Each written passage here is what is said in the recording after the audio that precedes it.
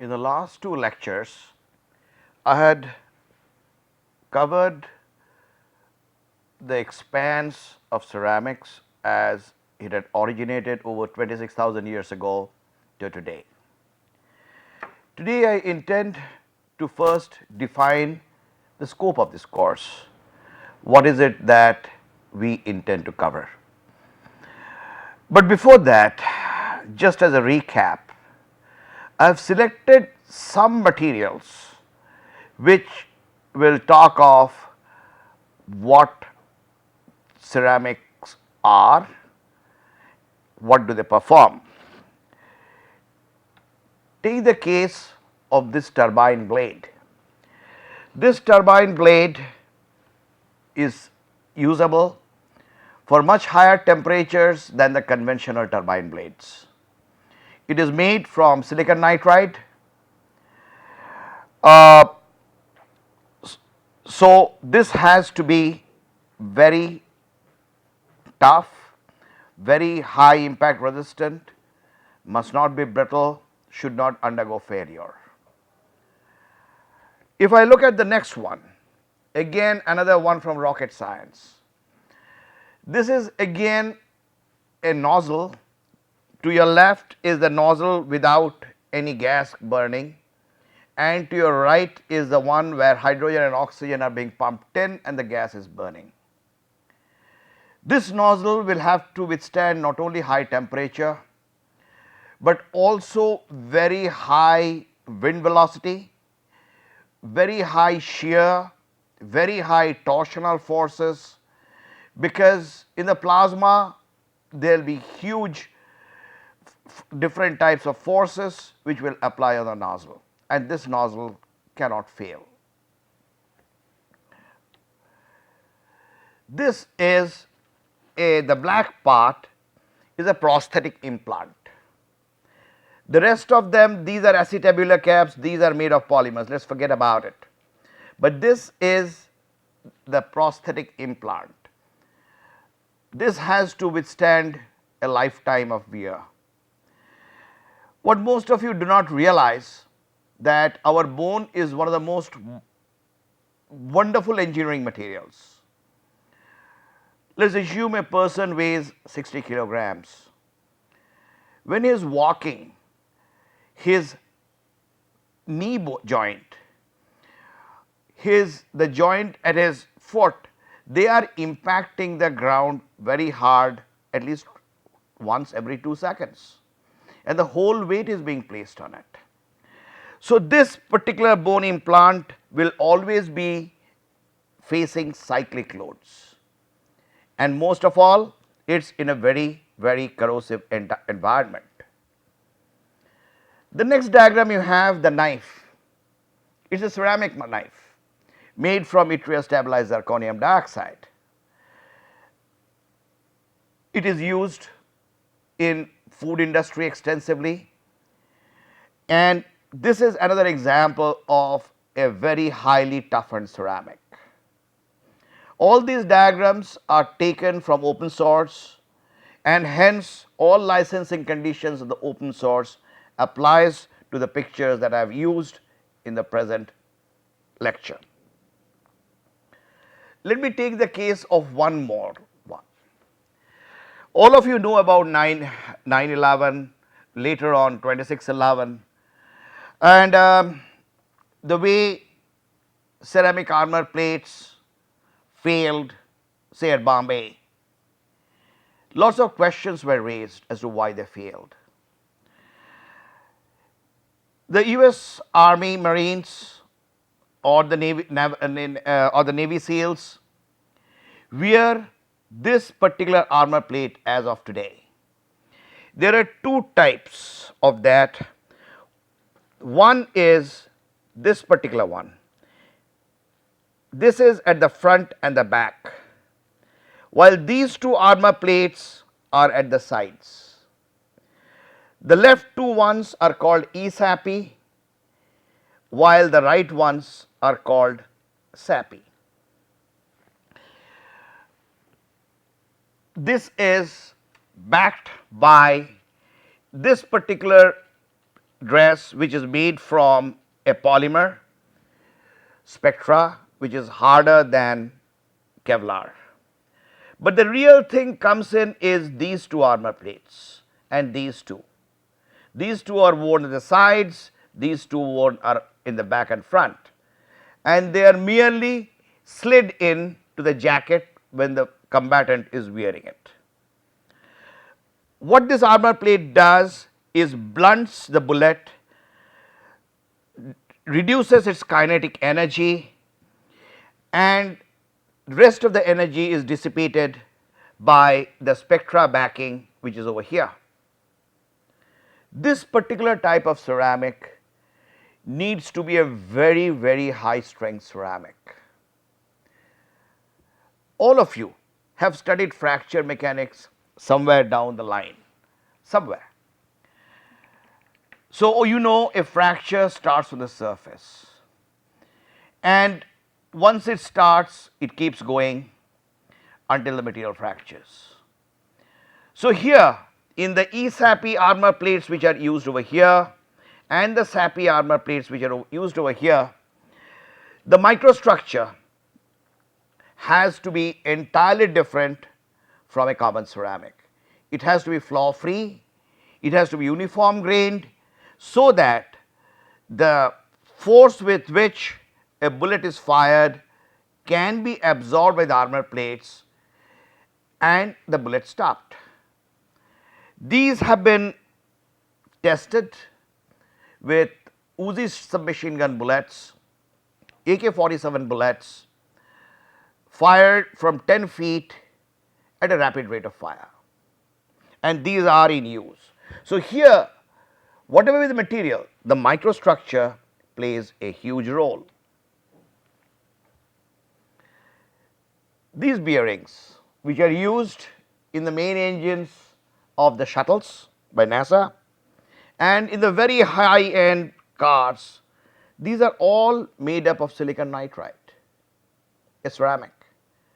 And if you look at them, if you remember your bicycle, your ordinary old bicycle, you buy the bicycle and you forget about where the bearings are until it has broken down. All these bearings and parts are made from silicon nitride. Now, I would briefly state what does it take to make these materials. If I require very high strength, I will require small grains which are flaw free and uniform microstructure.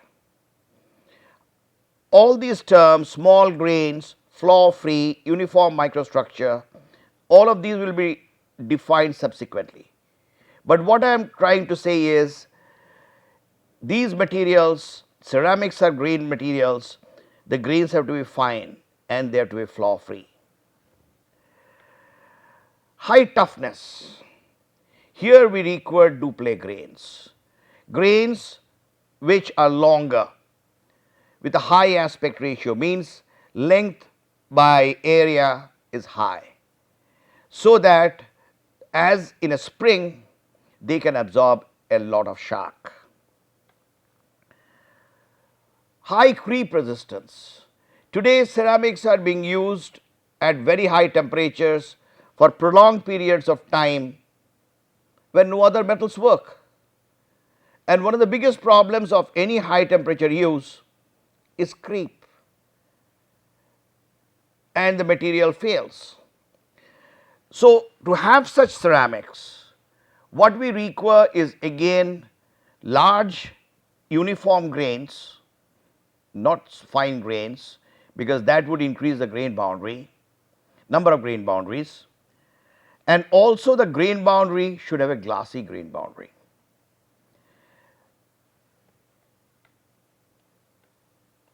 If I am looking at optical transparency, the sodium vapor lamp which you see, and I will come to the example in a minute, is made by sintering alumina which is about 74 microns. It is not molten alumina. The housing is transparent. For here this we require two things. You know the laws of diffraction. If the particles, if the grain size is less than lambda by 4, there will be no scattering, light will transmit. Or if the grain sizes are much larger than the wavelength of light, then it will transmit. This optically transparent ceramics are coming into play in many different areas other than even the sodium mercury vapor lamps. Today, in the world of clean energy, catalysts are playing a huge role. Ceramic catalyst matrices, there is ceramic matrix catalysts have very, very large surface area. And so that, for example, in a car, in the exhaust, if you have a ceramic catalyst, the burned gases have to escape by passing through the ceramic membrane and on to the catalyst support and getting converted. In such cases, the ceramics need to have a very high, large surface area. So, in essence, what we have is that different purposes require different types of microstructure. Now, on the screen over here, I have got two different microstructures. The one over here has got well defined grain boundaries. There are only two pores within this particular grain. But to the one on your right, I have got a variation of particle sizes.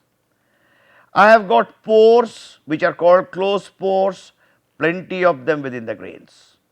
You can see as I curse over here. And there are some open pores also that we can see. The microstructure, this is developed when ceramics are sintered. I shall talk of ceramics a bit later, sintering a bit later. At times, what we are faced with is microstructures like this to your right. Here you have got huge grains, while the other grains are very fine. So, the one on your left, they have got a reasonably uniform grain size distribution. The one in the middle has got grains of different sizes. It has got a lot of closed pores and some open pores. And the one on your right has got grains of very large sizes and small sizes. Here, in this particular one, excessive grain growth has occurred. I was talking of sodium vapor lamp. This is a transparent ceramic. Ceramic is not molten glass. It has been made by ceramic sintering. And the microstructure which comes to your right shows no grain boundaries, no porosity of the grain boundaries, no porosity within the grains over here, and the grains are of reasonable uniform sizes. This is the microstructure which we normally see in the sodium vapor lamps that you see on the streets. So, here this transparent ceramic was made possible by sintering it in such a fashion that the grain sizes are more or less uniform. So, here they had to control grain growth. Control of grain growth is a very important part of ceramics which determines its end use. Similar control is again required, as I said, for high strength materials. Just as an aside, I have got a jet engine. This front blade is coated with a ceramic, a thin film of ceramic, and this front blade also. Why? Because this is the end where a lot of dust particle comes in. The impact of the metal plates and they erode the metal plates. Now, this is the metal coated with a ceramic. So, here we have to balance a lot of things. It is not only getting a dense ceramic, but also matching the thermal expansion coefficients with that of the ceramic with that of the metal. Having said that, let me talk of what is the scope of this course. I shall be revisiting sintering of ceramics, grain growth and microstructure control. It is what I have been talking for the last few minutes and also talked of in the last lecture. This is one of the most important things, and this will cover a lot of areas. Phase diagrams. Most of you have studied two-phase diagrams. But in ceramics, one of the things that happen is we are at times faced with more than two component system, and hence three-phase diagrams become a very important part of this course. So, here I shall revisit some of the two-phase diagrams, but also take time to introduce three-phase diagrams. It is not only that you will always be melting, but three-phase diagrams are a very important necessity in ceramic fabrication and processing. I presume most of you have taken ceramic technology, the basic course, as your course, and you have covered die pressing of ceramics. Die pressing is a very common phenomena. The medicine tablets that you have are die pressed, the tablets. However,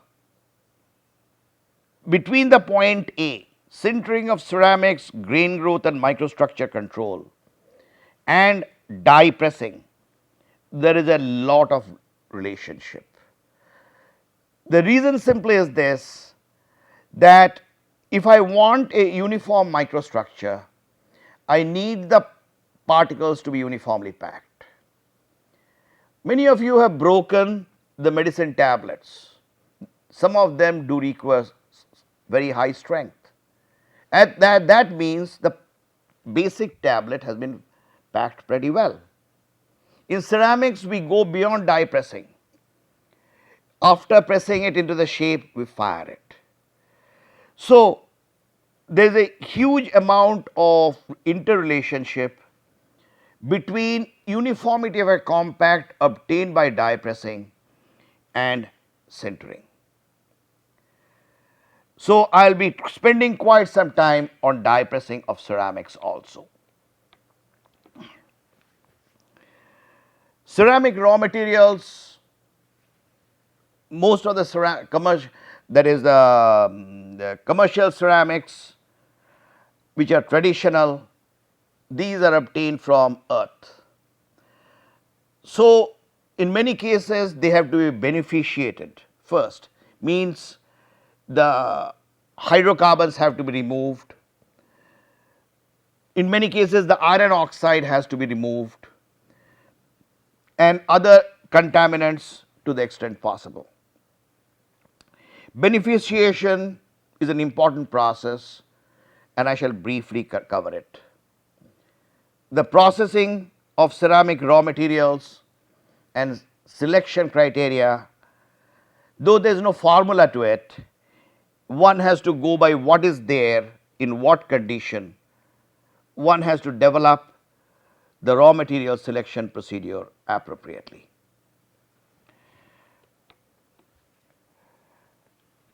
In all these ceramic raw materials which we use from natural sources, they are powdered by mechanical methods. Many of you do see stone crushers operating for making the highways. Fundamentally, that's a crushing method we use in ceramics, but there are many more.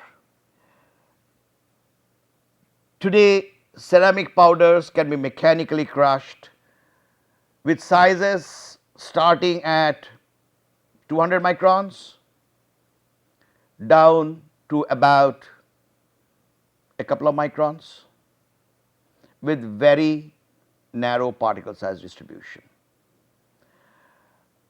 This classification and sizing of ceramic particles is very important because, as I said, when I have made the green ceramic shape, I need a uniform packing microstructure. Just to say it, let me draw a very simple diagram. Here are three large grains of a ceramic body. I have got a pore here. So what do I do to fill up this pore? I put in this one. Yet there are three other pores left. One over here, over here.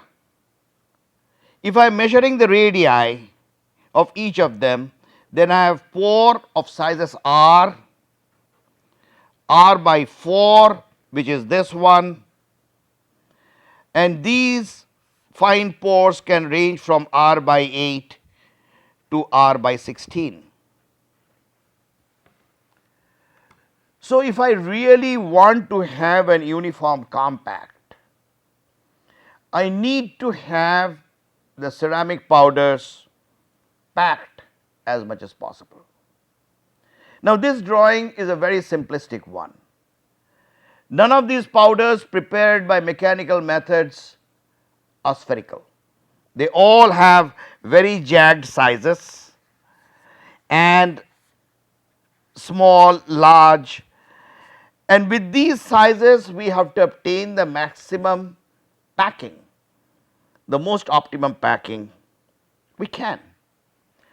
So classification, sizing of ceramic powders derived by mechanical methods is a very important aspect that I shall be covering. Finally, powder characterization. This is an area where people generally skip over. It is not only determining whether it is the X-ray characterization, but we need to know everything about the powder. Is that particular ceramic powder porous? What is its chemical composition? What is its density? Everything all about the powder. What is its surface area? All of these things will be covered under powder characterization. Today, a lot of the high-end or the low-end technical ceramics are being made from powders generated from chemical methods. The first method, which is an old method, is to take the powders, calcine it. Let me take the case of, let me say, barium titanate. This is made by taking barium carbonate, mixing with titanium dioxide, firing it at 1300 degrees centigrade or so, and getting a barium titanate which still has barium carbonate and titanium dioxide. There are unreacted material over here. On the other hand, if we take barium nitrate plus titanium dioxide and heat it to even 1150 degrees centigrade, we do get barium titanate depending on the time we heat. This process is called solid state calcination, a very age old process which has been used many times, an effective one in many cases, but here it has got its limitations also. This is something solid state calcination to obtain powders like two component powders like say barium titanate.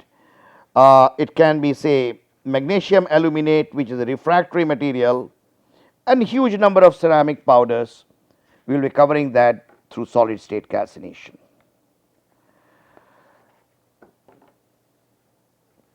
Though I have written precipitation including hydrothermal, one of the problems of this particular method of firing barium titanate is these grains are very large, frequently of the order of 200 micrometers or less. That is pretty large, but we need finer powders.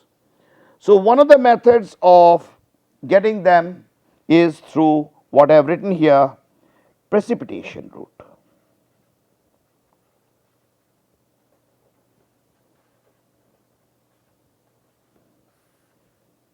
If I take the case of again barium titanate, in a very simple fashion, a routine laboratory experiment is to do barium nitrate plus titanyl tetrachloride in water,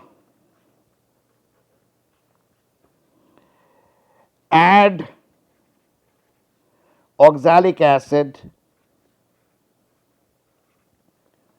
When we get a precipitate of barium titanium oxalate, to state very simply, this will be taken up later.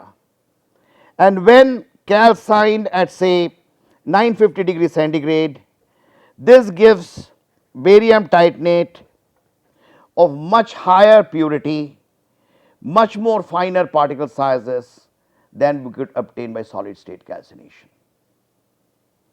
Now, this process is not this simple, there are many ifs and buts. I shall cover it when I take up the precipitation route by itself. The precipitation route, we get powders routinely which are the order sizes of 20 micrometers or so. Now, this is pretty much finer than the solid state calcined one, but today we require powders where the sizes should be submicron and we want to chemically synthesize it.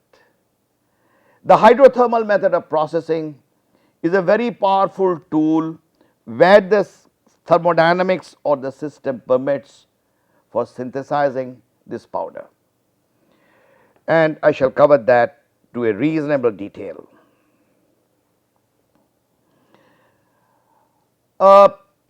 Another method of preparing powders with controlled sizes, very controlled conditions, is a sol-gel process. The first one is a colloidal sol-gel process.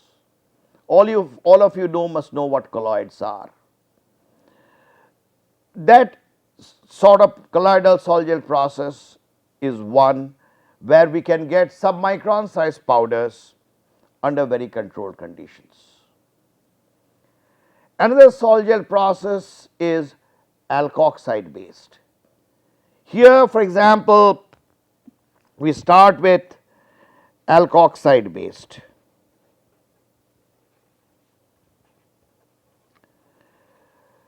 Here we start with say TEOS, tetraethyl orthosilicate.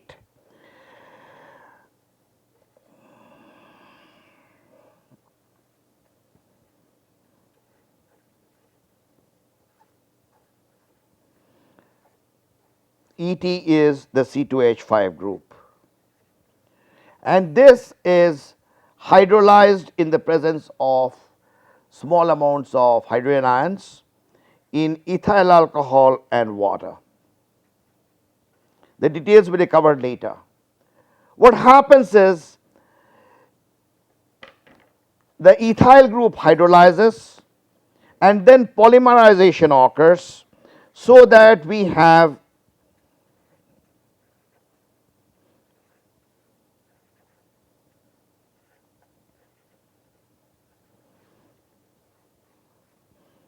this sort of a polymeric chain to talk of in very simplistic terms as of now. though the method is much more complex, but what this method allows us is to have this sort of a polymeric chain where I have my basic material, and this when calcined will give you the SiO, SiO, Si, this linkage. This is the ceramic part. So here in the alkoxide method, what you can have is basically a polymeric condensation of tetraethyl orthosilicate to give you an organic polymer with SiO, Si links, which when fired can give you the very transparent silica. This method is not new. It was fundamentally invented back in 1940s by the Germans, and this process is called the Vicor process. This firing, this result in SiO, Si formation occurs at temperature as low as 950 degrees centigrade. This technology is used to fabricate optical fibers today. So I will cover both the colloidal based sol gel and the alkoxide based sol gel process in reasonable detail, because both these processes offer synthesis of submicron sized or polymeric silica or other ceramic materials. Freeze drying is another method that I shall cover, which you are familiar with. The milk powders that you take are made from freeze drying. However, that same technology has been adapted to fabrication of ultrafine ceramics also.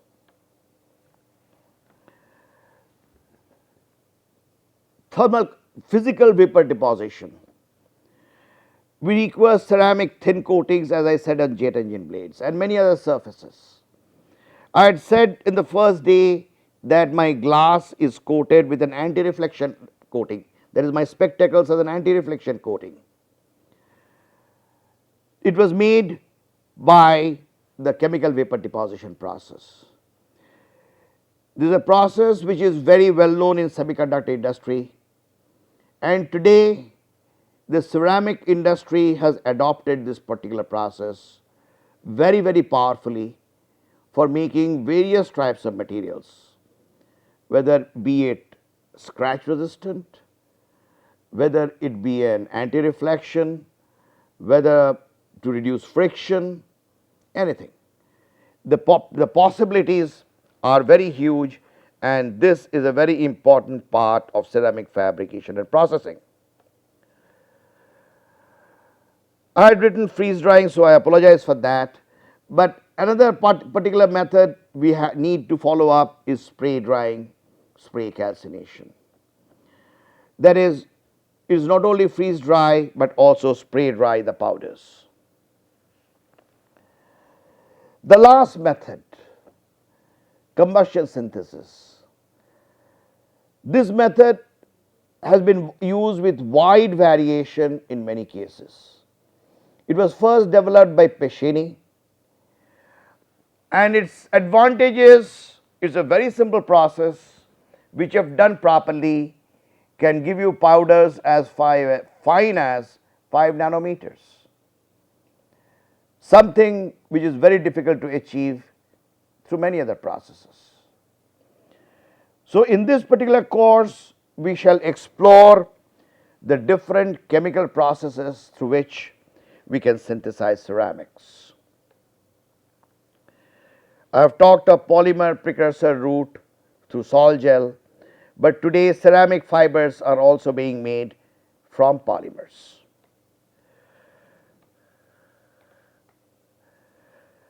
If I come to the ceramic fabrication processes, I shall dwell on cold and hot isostatic pressing. I talked of die pressing.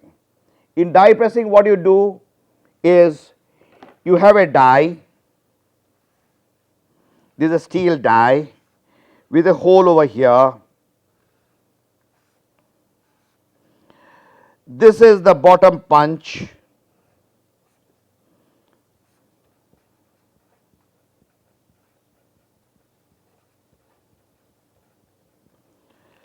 You fill the space up with the ceramic powders, and then from the top there is a ram.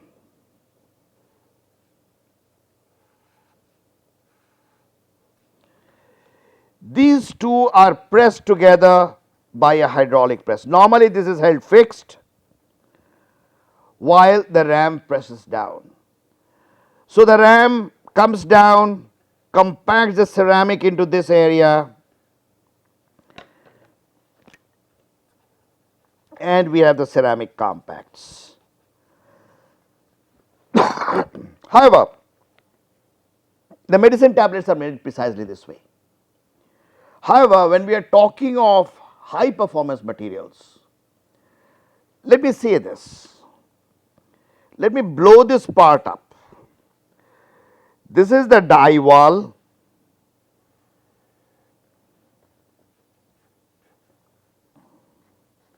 There is these walls. Here is the bottom punch. This is the bottom punch. The ceramic powders are all over here, and the top punch is coming down. First it is here, then as it moves down from here to here, let us say the powders get more and more compacted. So by the time it has come over here, you have got your, whether it's a medicine tablet or a ceramic powder compact. Now you have to realize a couple of things over here. Let us presume that this is a 15 mm dia. This is a 15 millimeter diameter punch, and the thickness of the final powder is, let us presume, 5 millimeter. The whole length of the ceramic charge initially which was given is, let us assume, 50 millimeters. So here I have a can filled with 5 centimeter of powder, and the powder is being compacted down to 5 millimeter, which I have done over here. During this process, or let me think of the end of it, what will I see? At the end of it, in this powder compact, this pressure and this pressure is there. I shall see that the compaction has varied. It is maximum at the side, bad at the middle, and similarly at this end also. So this material will not be compacted to a uniform density with the die. The reasons are very obvious. Is if you look at how the powder is coming down, it is being compacted, the side walls are being kept fixed. So as a result, there is a huge pressure, reaction pressure on the side wall as the powder is compacted. So here near the walls, the pressure is much higher than in the center. I shall dwell on this much more when I talk of die pressing, but for having, you may have ceramic powders of good size distribution, very highly pure, ideal grade, but if your pressing method is not correct, you will end up with a green body whose density will vary from point to point. And as a result, the end performance of that compact after sintering will also fall short of what is expected by a large margin. Cold and hot isostatic pressing is nothing but isostatic, means instead of pressing only from one side or two sides, it is pressed from all the sides. So that this type of distribution of force never happens. We shall talk of cold and hot isostatic pressing, which is used in many cases. If you remember the first picture I showed today, the ceramic turbine, it was made by first cold isostatic pressing and then hot isostatic pressing. Slip casting, all the bathroomware that you see are made by slip casting process. I shall deal with it also in this particular course. Tape casting. Today you will very frequently hear a word rocket nozzle insert. Means as we are generating more and more powerful rocket, the nose cone of the rocket, this is the nose cone of a rocket where all the flames burn. The outer one is one made up of metal, but what is done, an insert of a ceramic is put in, a ceramic insert. What if we could generate ceramic tapes like this paper, so that you could fold it and insert it in the nose cone? This is what tape casting is all about. Now this tape cast, these thin sheets of tapes of ceramics were first developed in 1940s by the Germans, and today it's a continually developing process, so that even after firing you can have flexible tapes. Normally ceramics are not flexible after firing, but today we can have ceramic tapes which are as flexible as this paper after firing, and this has huge industrial applications. Many ceramic shapes are today injection molded and extruded.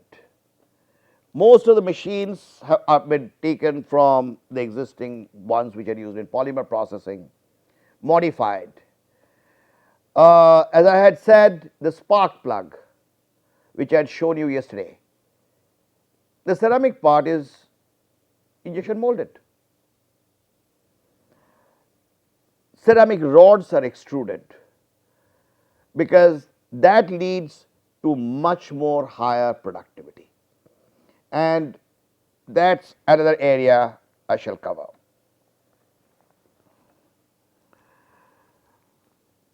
Be it ceramic matrix composites, be it metal matrix with ceramics, there are a huge number of things going around ceramic based composites, and they are made by liquid and vapor infiltration.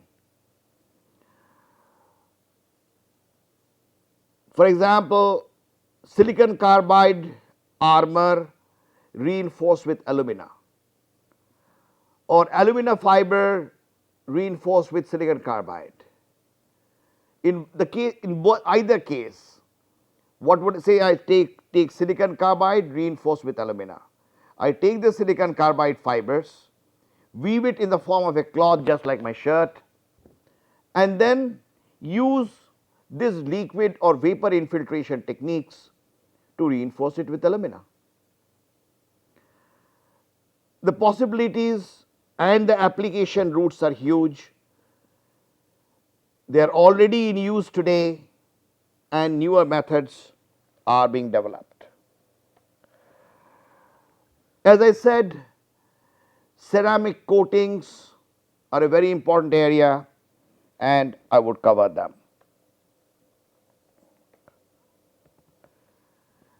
Glass ceramics.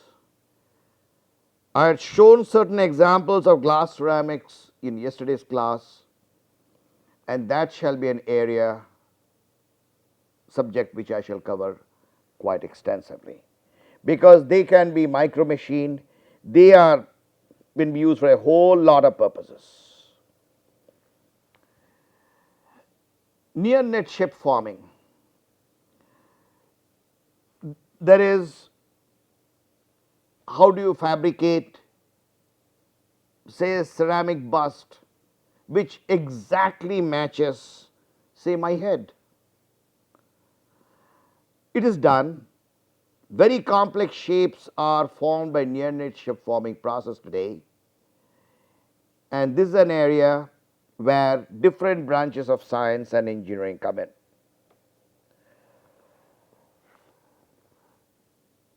Ceramics are being used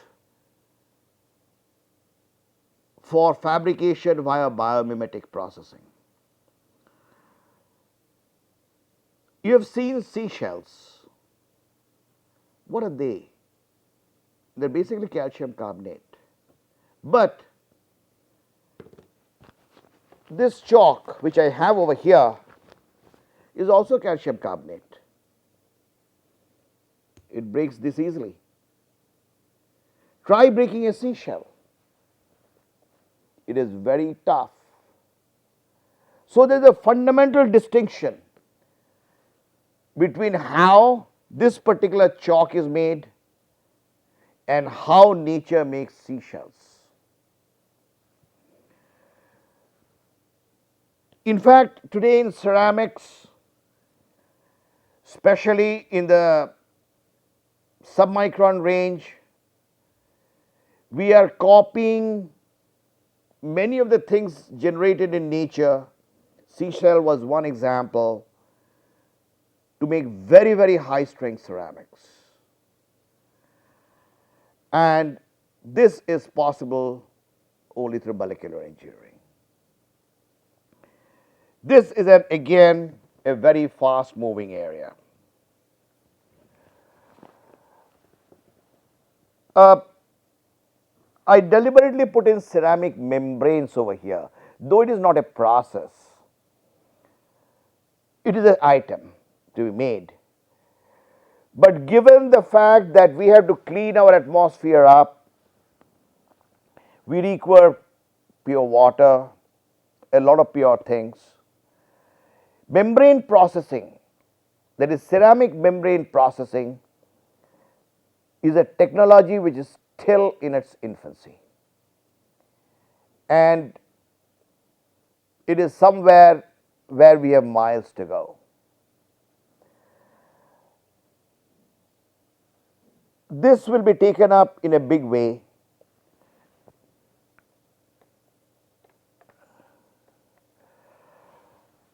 In ceramic industry, recycling is a very important thing.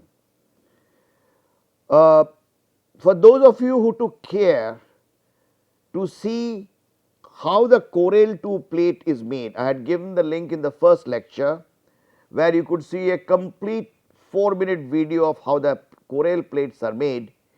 You would see that there is a lot of trimming operation going on, so that the plate is cut to shape. You have seen it there. You would have seen that they themselves say 70% of the batch is made from waste glass. There is a glass that has been rejected during manufacturing.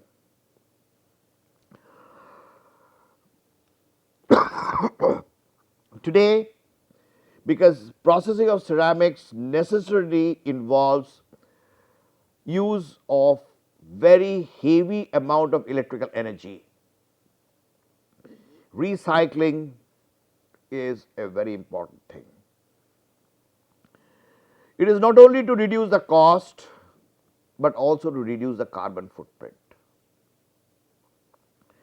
So, recycling of ceramics will be one area which will be taken up so that ceramic fabrication and processing pollutes less. It just does not make sense to throw away the waste ceramic materials.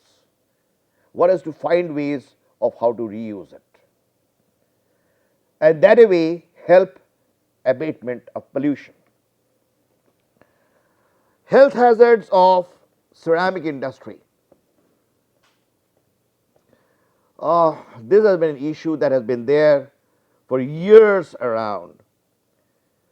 Uh, Asbestos has been known for causing silicosis.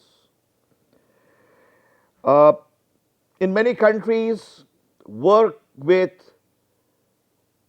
ultrafine or submicron size ceramics is not allowed without proper breathing gear, because they can get in to your system. Energy audit in ceramic industry is of very high importance in ceramic fabrication and processing. The reason is simply this, that if you are using electricity above 1200 degrees centigrade, the energy cost jumps by a factor of 2 for every 50 degrees centigrade increase of temperature. If you are using gas burning, it's still worse. Energy audit in ceramic industry is another area. This is a big word I have said, eco-friendly ceramic processing. It has to be done. Let's take the case of sand, of the glass, window glass. All of you want it transparent, but most of the sand is contaminated with iron oxide, which necessarily colors the glass either reddish or greenish. So one of the ways the glass industry used to do it is react it with hydrochloric acid, and they did not know how to dispose of the hydrochloric acid. It was often discharged to the ground.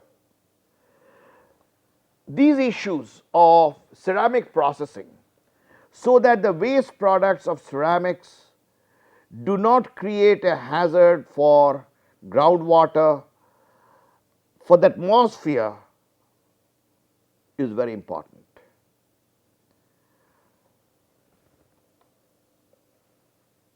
The last one is something that is for the future. Ethical implications of nanoceramics. You do find a lot of products in India, especially in the third world, which are based on nanoparticles of ceramics, and they say it on the label. Most of you are not aware those are not allowed in USA, France, Germany. The simple reason is, yes, there is a lipstick made from nano-sized iron oxide which does not wipe off, but the particle size of that iron oxide is hardly 2 nanometers or 20 angstroms, which is finer than the pore on your lips. That iron oxide particle can get into your bloodstream, does get into your bloodstream, and affect your system. A lot of healthcare products which are marketed in third world are unethical, they are untested for, and we have to find ways as to how to get around it. Consumer drives the demand, but the industry has a responsibility. The books to follow are basically given over here. It is Chemical Processing of Ceramics by Bertrand and Carmeni, Fundamentals of Ceramic Powder Processing, Terry A. Ring, David Siegel's Chemical Synthesis of Advanced Ceramics, Ceramic Processing and Sintering by Rahman, Modern Ceramic Engineering by Richardson is a good source. James Reed's Principles of Ceramic Processing is a good book. Handbook of Hard Coatings, this is the only book available in the market to my knowledge on ceramic coatings. And Materials and the Environment, Eco-Informed Materials Choice by Ashby is one where I shall talk or which I shall refer to for ethical uses, health hazards of ceramics. With that, I stop this lecture over here. I think I have defined the scope of the lecture.